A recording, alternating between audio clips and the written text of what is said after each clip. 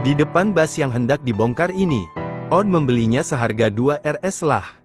Kemudian diserahkan kepada Master Bati untuk perbaikan manual secara menyeluruh. Buat dia terlihat baru. Meski bas tersebut terkena dampak yang besar.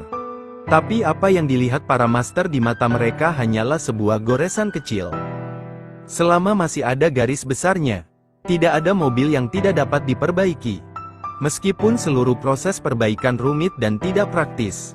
Ini hampir sama dengan membangun kembali mobil. Namun Master Bati terkenal sebagai ahli perawatan. Ingin melakukan perbaikan. Langkah pertama adalah menghapus semua bagian. Kebanyakan bas di Pakistan dibuat dengan tangan. Kenyamanan perawatan tidak sepenuhnya dipertimbangkan selama produksi. Kursi-kursi di dalam mobil semuanya diperbaiki dengan pengelasan. Oleh karena itu, perlu menggunakan penggiling sudut untuk melepaskan sambungan solder asli selama proses pembongkaran. Hanya dengan melepas seluruh kursi, hanya ahli yang dapat melakukan perbaikan rangka. Setelah 2 hari pembongkaran yang hati-hati, kini hanya tersisa sasis bas yang bisa dikendarai. Pengemudi utama mengemudikan sasis ke stasiun kerja khusus. Lokakarya terbuka ini sangat besar. Terlihat bahwa dia sangat cakap. Setelah memarkir sasis ke stasiun kerja khusus, para pengrajin mulai menggunakan mesin pembengkok manual untuk membengkokkan tabung persegi menjadi bentuk yang diperlukan untuk rangka kereta. Meskipun proses ini memakan waktu, namun berkat kerjasama diam-diam antara kedua tuan tersebut, semua tabung persegi segera disiapkan. Lalu gunakan penggiling sudut untuk menggiling tabung persegi yang bengkok. Pastikan permukaannya halus dan mulus. Untuk mengelas tabung persegi ini ke balok penopang, para master pertama-tama menyambungkannya satu per satu. Berkat persiapan yang matang sebelumnya, proses penyambungan berjalan sangat lancar. Rangka kereta yang disambung dipasang secara akurat di sejumlah besar posisi yang sesuai. Terakhir diperbaiki dengan teknologi las listrik. Hal ini menjamin kekencangan dan stabilitas struktur. Meskipun posisi pemasangan rangka telah diukur secara akurat sebelumnya. Namun untuk memastikan sudut antar kerangka akurat, para master mengadopsi metode yang cerdik. Pertama las 2 rangka dasar di kedua sisi.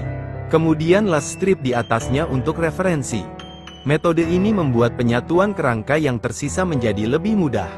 Kemudian las dan perbaiki satu persatu dengan las listrik. Tabung persegi kemudian digunakan untuk membuat dan menyambung. Rangka bagian depan bas mengalami deformasi. Ahli mengelas penyangga baja segitiga secara internal. Ini sangat menyederhanakan pekerjaan penguatan rangka kereta. Dalam proses penyambungan gerbong, meskipun tidak ada bantuan sketsa canggih yang canggih, namun proses penyambungan seluruh rangka gerbong masih berhasil diselesaikan.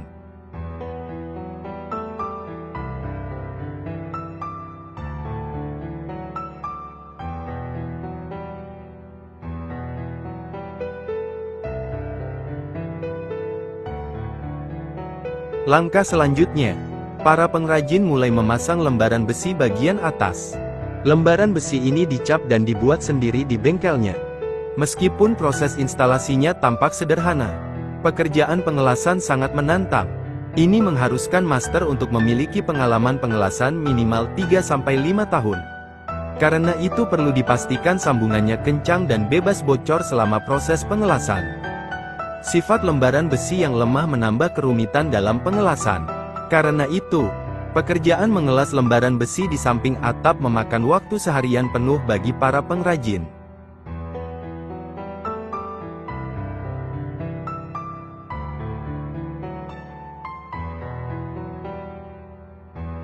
Untuk memastikan struktur atas kuat dan tertutup rapat. Kemudian pengrajin mulai memasang pelat dasar. Pilih papan kayu sebagai bahannya. Menggunakan papan kayu tidak hanya mengurangi bobot keseluruhan kendaraan. Hal ini juga dapat menghemat biaya. Karena dibandingkan dengan bahan logam, kayu lebih ekonomis secara lokal. Setelah para empu meletakkan papan dengan akurat, gunakan paku untuk mengencangkannya dengan kuat.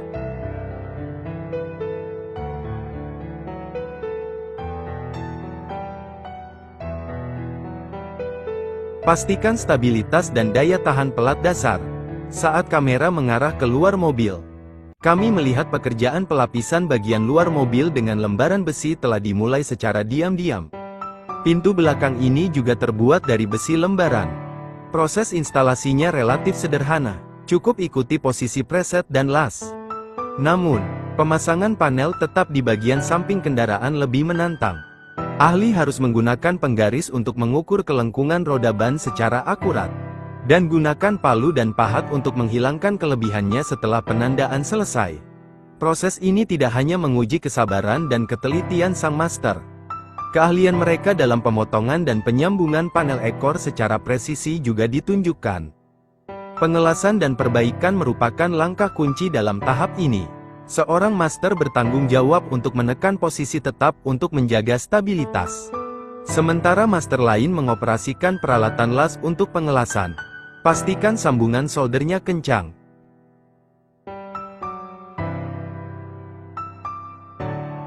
Pada saat yang sama, untuk meningkatkan efisiensi kerja, kelompok pengrajin lainnya telah mulai mengelas bagian depan mobil, termasuk pemasangan rangka lampu mobil.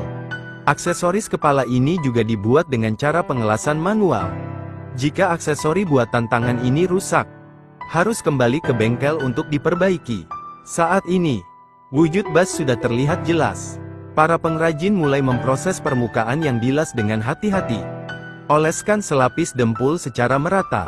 Langkah ini untuk mengisi celah kecil dan ketidakrataan pada sambungan las. Pastikan kehalusan permukaan secara keseluruhan.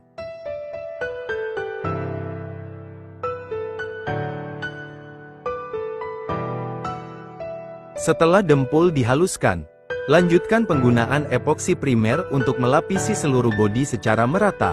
Primer ini tidak hanya memberikan lapisan perlindungan yang kokoh, ini juga memiliki daya rekat dan ketahanan korosi yang sangat baik.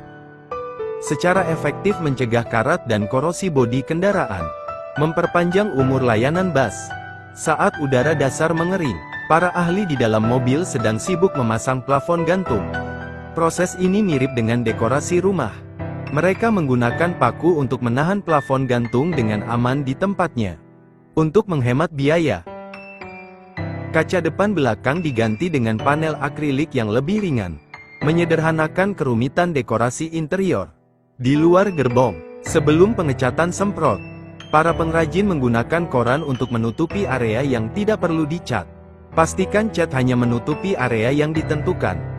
Setelah selesai melakukan penyamaran, pertama, master menggunakan cat merah muda untuk lapisan dasar, lalu semprotkan dengan warna merah cerah yang meriah. Menambahkan warna cerah ke bas. Setelah cat benar-benar kering, para master mengeluarkan semua koran untuk menutupi mobil. Kemudian secara hati-hati tambahkan hiasan latte pada permukaan bodi mobil. Semprotkan lukisan dalam berbagai warna, untuk meningkatkan layering dan daya tarik visual pada bodi mobil.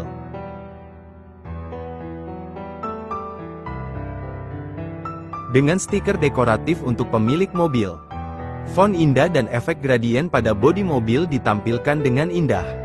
Itu menambah sentuhan keindahan pada bas.